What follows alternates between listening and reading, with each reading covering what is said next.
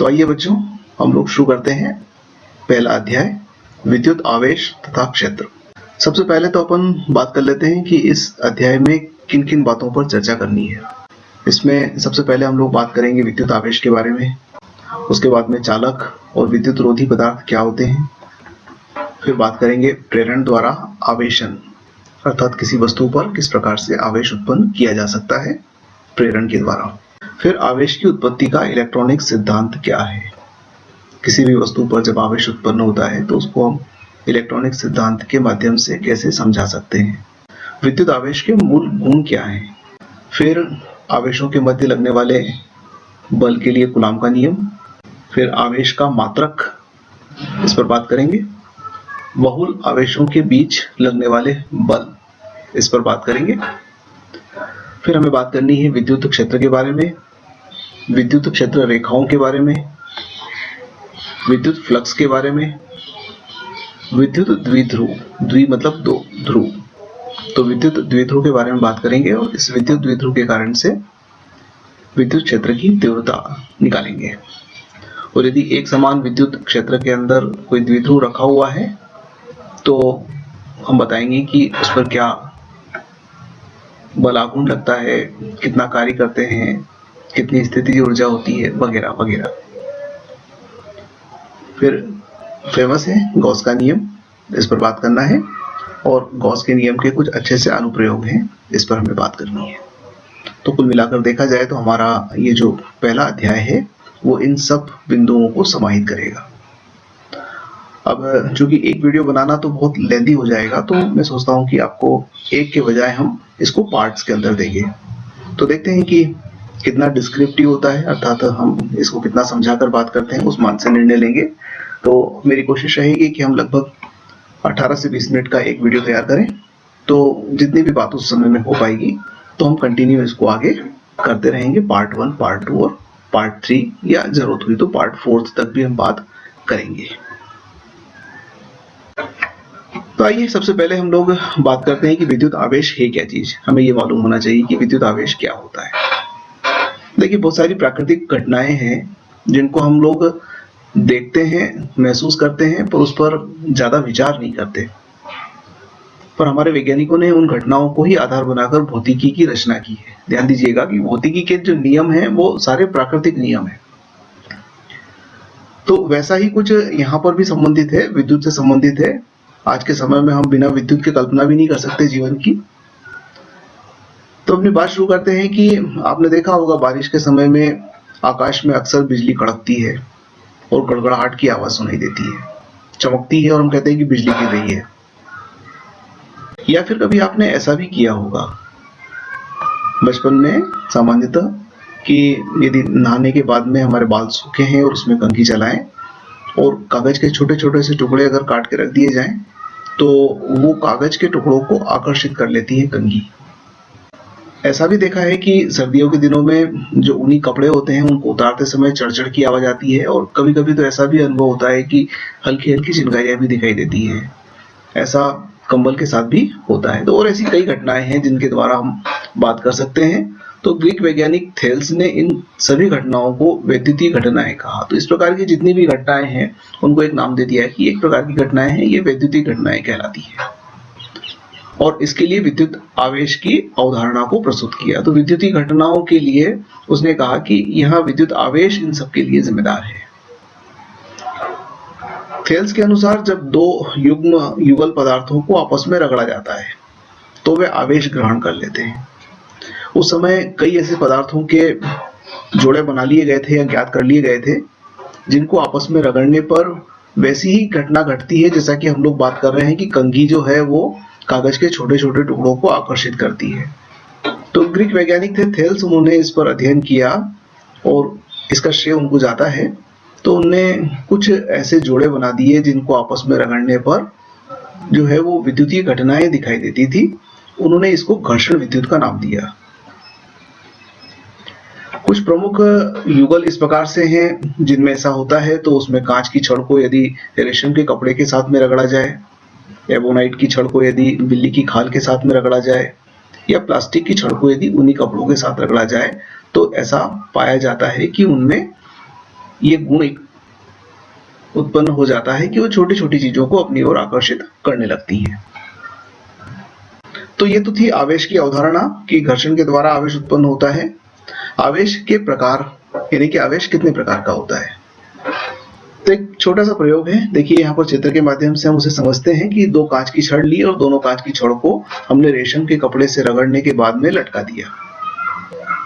तो लटकाने पर पाते हैं कि वो दोनों एक दूसरे को प्रतिकर्षित करती है, यानी कि वो दूर हटाती हैं। इसी प्रकार से दो प्लास्टिक की छड़ ली और प्लास्टिक की छड़ को बिल्ली की खाल से रगड़ने के बाद में इनको भी लटका दिया, तो ये पाया कि ये भी एक दूसरे को प्रतिकर्षित करती है। अर्थात चाहे छड़ कांच की हो चाहे वो प्लास्टिक की हो, उनमें प्रतिकर्षण होता है। पर यदि एक छड़ कांच की ले ली जाए और एक प्लास्टिक की ले ली जाए, कांच की छड़ को रेशम के कपड़े से रगड़ लें और प्लास्टिक की छड़ को बिल्ली की खाल से रगड़ लें और इनको लटका दें, तो इन दोनों में आकर्षण होता है। तो यहां स्पष्ट हुआ कि कांच में कुछ अलग प्रकृति का आवेश है और प्लास्टिक में कुछ अलग प्रकृति का आवेश है। और ये निकलती ये बात कि समान प्रकृति का आवेश एक दूसरे को प्रतिकर्षित कर रहा है। देखो, कांच का आवेश कांच के आवेश को प्रतिकर्षित करता है, प्लास्टिक का आवेश प्लास्टिक के आवेश को प्रतिकर्षित करता है और कांच का आवेश प्लास्टिक के आवेश को आकर्षित करता है। तो एक वैज्ञानिक हुए, अमेरिकन वैज्ञानिक है बेंजामिन फ्रैंकलिन, और उन्होंने उपरोक्त इस घटना के बाद में यह निष्कर्ष निकाला कि कांच की छड़ पर जो आवेश है हम उसको धनावेश के नाम से जानेंगे। उन्होंने एक तरीके से नामकरण किया। और प्लास्टिक की छड़ पर जो आवेश है उसको हम ऋणावेश के नाम से जानेंगे। तो अब हमारे पास में दो प्रकार के आवेश की बात हो गई। तो आवेश कितने प्रकार के हुए? दो प्रकार के हुए। एक कांच की छड़ के ऊपर पाए जाने वाला आवेश और दूसरे प्रकार का आवेश जो है वो प्लास्टिक की छड़ के ऊपर पाए जाने वाला आवेश या उत्पन्न होने वाला आवेश। सभी पदार्थों के परमाणुओं में धनावेशित कण प्रोटॉन तथा ऋणावेशित कण इलेक्ट्रॉन समान मात्रा में पाए जाते हैं। यदि अपन परमाणु की संरचना देखें तो आप जानते हैं कि प्रोटॉन पाए जाते हैं, इलेक्ट्रॉन पाए जाते हैं और न्यूट्रॉन पाए जाते हैं। और जितने प्रोटॉन होते हैं नाभिक में उतने ही इलेक्ट्रॉन बाह्य कक्षाओं में चक्कर लगाते हैं। तो समान मात्रा में प्रोटॉन और इलेक्ट्रॉन पाए जाते हैं पदार्थ के अंदर। समान प्रकृति के आवेशों के मध्य प्रतिकर्षण तथा विपरीत प्रकृति के आवेशों के मध्य आकर्षण का बल लगता है। तो ये बात हमारी हो चुकी है कि प्लस प्लस को प्रतिकर्षित करता है, माइनस माइनस को प्रतिकर्षित करता है और प्लस माइनस को आकर्षित करता है। आवेश के दो प्रकार हो गए। ये बात कर लेते हैं आवेश की उत्पत्ति का इलेक्ट्रॉनिक सिद्धांत क्या है। तो आवेश की उत्पत्ति का इलेक्ट्रॉनिक सिद्धांत कहता है कि परमाणु विद्युत के उदासीन होते हैं। पहली चीज तो ये हमें मालूम है, जैसा कि अभी बात कर रहे थे कि उनमें समान मात्रा में इलेक्ट्रॉन तथा प्रोटॉन पाए जाते हैं। प्रोटॉन नाभिक में होते हैं, इलेक्ट्रॉन बाह्य कक्षाओं में चक्कर लगाते हैं। तो इन दोनों की संख्याएं बराबर होती हैं। और आपको आगे चलकर हम ये भी बताएंगे कि जितना आवेश इलेक्ट्रॉन के पास होता है उतना ही आवेश प्रोटॉन के पास भी पाया जाता है। फिर क्या होता है कि जब किसी पदार्थ से इलेक्ट्रॉन निकलकर दूसरे पदार्थ में पहुंचते हैं, अब ध्यान दीजिएगा कि इलेक्ट्रॉन निकल रहे हैं किसी एक पदार्थ से। जैसे घर्षण विद्युत में कहा था ना कि जब दो वस्तुओं को आपस में रगड़ा जाता है तो एक वस्तु से इलेक्ट्रॉन निकलकर दूसरी में पहुंचते हैं। तो जिस वस्तु से इलेक्ट्रॉन निकल रहे हैं वहां पर इलेक्ट्रॉनों की हो गई कमी, और इलेक्ट्रॉनों की कमी के कारण से धनावेश उत्पन्न होगा, क्योंकि प्रोटॉन तो वहीं रह गए और इलेक्ट्रॉन पड़ गए कम। तो इलेक्ट्रॉन कम पड़ने से क्या हो गया? धनावेश उत्पन्न हो गया। और वैसा ही कि जिस पदार्थ पर इलेक्ट्रॉन पहुंचते हैं, अब ऐसा नहीं है कि इलेक्ट्रॉन निकल गए तो इलेक्ट्रॉन निकल कर कहीं ना कहीं तो जाएंगे, हम इलेक्ट्रॉन को नष्ट नहीं कर सकते। तो इलेक्ट्रॉन जिस पदार्थ पर पहुंचेंगे वहां पर इलेक्ट्रॉन की अधिकता हो जाएगी। अब इलेक्ट्रॉन हो गए अधिक, प्रोटॉन रह गए कम, तो कौन सा आवेश उत्पन्न होगा? ऋणावेश उत्पन्न होगा। तो इस प्रकार से ऋणावेश उत्पन्न हो जाता है उस पर। इस सिद्धांत को आवेश की उत्पत्ति का इलेक्ट्रॉनिक सिद्धांत के नाम से जानते हैं। तो ये आवेश की उत्पत्ति का हमारा इलेक्ट्रॉनिक सिद्धांत है। अब बात करते हैं चालक और विद्युत रोधी पर। आपने सुना होगा कि ये तो कंडक्टर है या ये चालक है और ये कुचालक है या विद्युत रोधी है। अगर हम व्यवहारिक जीवन में बात करें तो हम ये कहते हैं कि बिजली का काम करने के लिए रबर के जूते पहनो, प्लास्टिक के हैंडल वाले उपकरणों की सहायता से बिजली का काम करो। तो उसका कारण क्या है कि कुछ पदार्थ ऐसे होते हैं जिसके अंदर आवेश का प्रवाह होता है। तो जिसमें आवेश का प्रवाह होता है उसको हम कहते हैं चालक। ऐसे पदार्थ क्या कहलाते हैं? ऐसे पदार्थ कहलाते हैं चालक पदार्थ, जिनमें आवेश का प्रवाह होता है। इसमें विद्युत धारा प्रवाहित हो जाती है। जितनी भी धातुएं हैं या मिश्र धातुएं हैं वो सब क्या है? चालक है, जिसमें प्रमुख है तांबा, एल्यूमिनियम, चांदी, लोहा, सोना, मैग्नीन, कॉन्स्टेंटन, नाइक्रोम, ये सब ये बात की जो धातुएं हैं ये मिश्र धातुएं हैं। ये हमने जो लिखी हुई है ये धातुएं हैं। और विद्युत रोधी क्या कहलाते हैं? कुछ पदार्थ अपने अंदर होकर विद्युत को प्रवाहित नहीं होने देते। उनमें ये गुण पाया जाता है कि विद्युत आवेश का प्रवाह नहीं होगा। ऐसे पदार्थों को विद्युत रोधी पदार्थ के नाम से जानते हैं। इनको हम कुचालक भी कहते हैं। तो कुचालक में कौन कौन? जैसे कांच विद्युत का कुचालक है, इसमें आवेश प्रवाह नहीं होता। लकड़ी कुचालक है, प्लास्टिक कुचालक है, रबर कुचालक है, एवोनाइट कुचालक है, एस्बेस्टस कुचालक है। तो ऐसे ये जो पदार्थ हैं ये सब क्या है? विद्युत रोधी हैं, क्योंकि इसके अंदर से विद्युत का प्रवाह नहीं होगा। तो जिसके अंदर से विद्युत का प्रवाह होता है, जिसमें धारा बहती है, सीधे सीधे शब्दों में अगर अपन कहें, वो चालक कहलाते हैं। और जिसमें विद्युत का प्रवाह नहीं होगा, जिसमें आवेश प्रवाहित नहीं होगा, वो विद्युत रोधी या कुचालक कहलाएंगे। अब चालक और कुचालक में मूल रूप से क्या अंतर है? तो चालकों में मुक्त इलेक्ट्रॉन पाए जाते हैं। हमने ये कहा कि इलेक्ट्रॉन नाभिक के चारों ओर बंद कक्षाओं में चक्कर लगाते हैं, परंतु ऐसा भी होता है कि बाह्यतम कक्षा का इलेक्ट्रॉन कक्षा को छोड़कर फ्री हो जाए, तो ऐसे इलेक्ट्रॉन को हम मुक्त इलेक्ट्रॉन कहते हैं। और ये पदार्थ जितने भी चालक होते हैं उनके अंदर मुक्त इलेक्ट्रॉन बड़ी संख्या में पाए जाते हैं। तो चालकों में मुक्त इलेक्ट्रॉन पाए जाते हैं, क्योंकि ये मुक्त होते हैं इसलिए ये प्रवाहित हो जाते हैं, तो ये चालक कहलाते हैं। जबकि विद्युत रोधी जो होते हैं उनके अंदर मुक्त इलेक्ट्रॉन नहीं पाए जाते हैं। नहीं पाए जाने से तात्पर्य यहाँ पर यह है कि बहुत ही कम संख्या में पाए जाते हैं, जो कि नगण्य मानी जा सकती है। तो इस प्रकार के पदार्थों को विद्युत रोधी पदार्थ कहते हैं।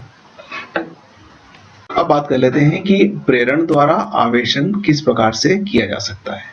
अब हम कह रहे हैं कि घर्षण के द्वारा आवेश को उत्पन्न कर सकते हैं। अब देखिए कि दो वस्तुओं को आपस में रगड़ा, एक धनावेशित हो गई, एक ऋणावेशित हो गई। बात समझ में आ गई? एक घटना और है जिसको हम विद्युत प्रेरण की घटना कहते हैं। तो पहले तो प्रेरण की परिभाषा समझ लेते हैं, उसके बाद में फिर हम उपरोक्त चित्र की सहायता से अपनी पूरी बात को समझ लेंगे। तो देखिए विद्युत प्रेरण क्या कहलाता है? तो जब किसी अनावेशित चालक के समीप कोई अन्य आवेशित चालक लाया जाता है। अनावेशित चालक है, उसके पास में कोई आवेशित चालक लेकर आते हैं, तो अनावेशित चालक पर समान किंतु विपरीत प्रकृति का आवेश उत्पन्न हो जाता है।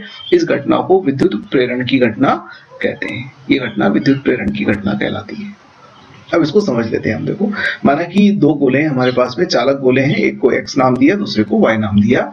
दोनों कुचालक स्टैंड के ऊपर रखे हुए हैं और दोनों संपर्कित हैं, दोनों आपस में जुड़े हुए हैं। यहाँ पर दोनों की सतह आपस में मिल रही है।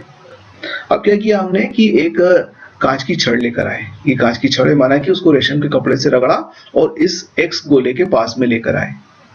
तो जब x गोले के पास में कांच की छड़ धनावेशित छड़ है ये आएगी, तो x गोले के अंदर जो मुक्त इलेक्ट्रॉन है उनको आकर्षित करेगी, क्योंकि धनावेश ऋणावेश को आकर्षित करता है। और ये चालक है, तो चालक में मुक्त इलेक्ट्रॉन है, तो मुक्त इलेक्ट्रॉन क्या होंगे? इस छड़ की ओर आकर्षित होंगे, तो यहाँ इकट्ठा हो जाएंगे।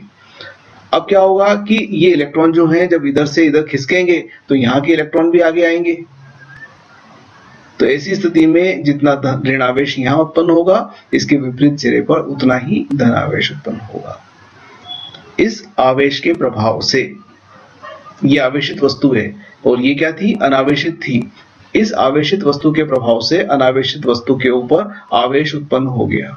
इस घटना को हम विद्युत प्रेरण की घटना कहते हैं। अब देखिए हम इसी प्रयोग को थोड़ा आगे बढ़ा लेते हैं। अब हमने क्या किया है कि छड़ वही है, x वही है और y को खिसका दिया इधर थोड़ा सा। अब पहले चिपके हुए थे, अब अलग अलग हो गए। अब अलग अलग हो गए तो यहाँ पर ऋणावेश रह गया और यहाँ पर आ गया धनावेश। अभी तो कुचालक स्टैंड के ऊपर रखे हुए हैं, ये धन कहीं जाने का नहीं, ये ऋण कहीं जाने का नहीं, और ये छड़ तो इसको टच कर ही नहीं रही है। अब हम इस छड़ को हटा सकते हैं। तो इस चित्र में देखिए, आप डी चित्र में इस छड़ को हटा दिया।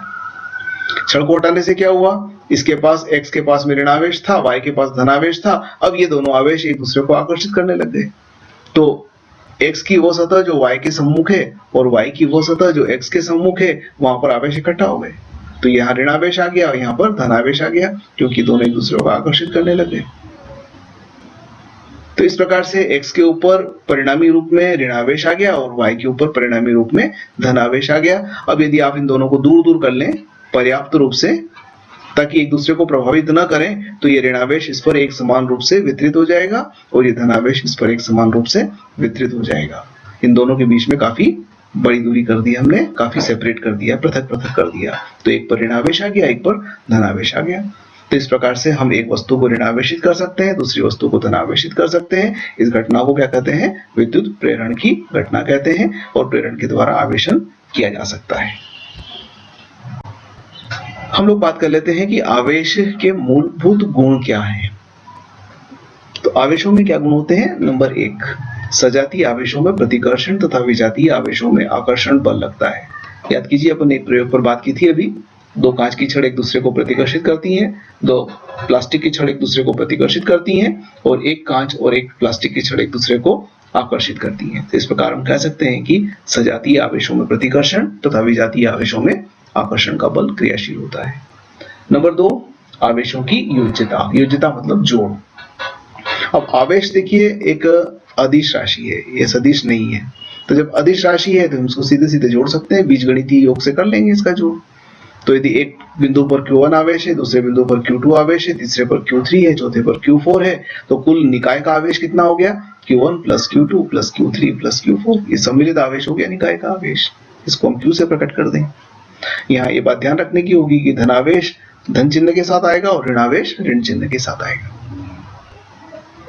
तो इस नियम को आवेश की योज्यता का नियम भी कहते हैं और इस गुण को आवेशों की योज्यता कहते हैं कि यह सामान्य बीजगणितीय संक्रियाओं के द्वारा जुड़ जाते हैं। फिर है आवेशों का संरक्षण। अगर हम सीधे सीधे शब्दों में बात कहें तो कह सकते हैं कि न तो आवेश को उत्पन्न कर सकते हैं न नष्ट कर सकते हैं।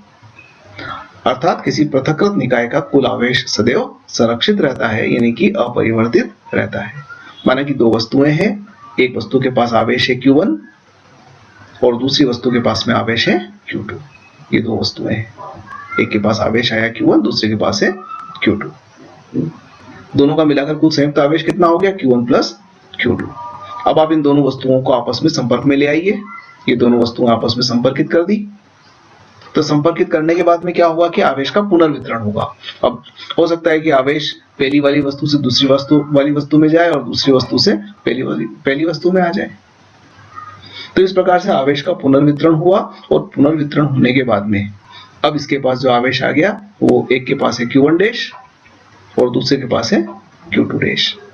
तो दोनों का मिलाकर कुल आवेश कितना हो गया? Q1 dash plus Q2 dash. आवेश संरक्षण का सिद्धांत कहता है कि Q1 plus Q2 Q1 dash plus Q2 dash के बराबर होगा। अर्थात जितना संपर्क से पहले आवेश था उतना ही संपर्क के बाद भी आवेश रहेगा।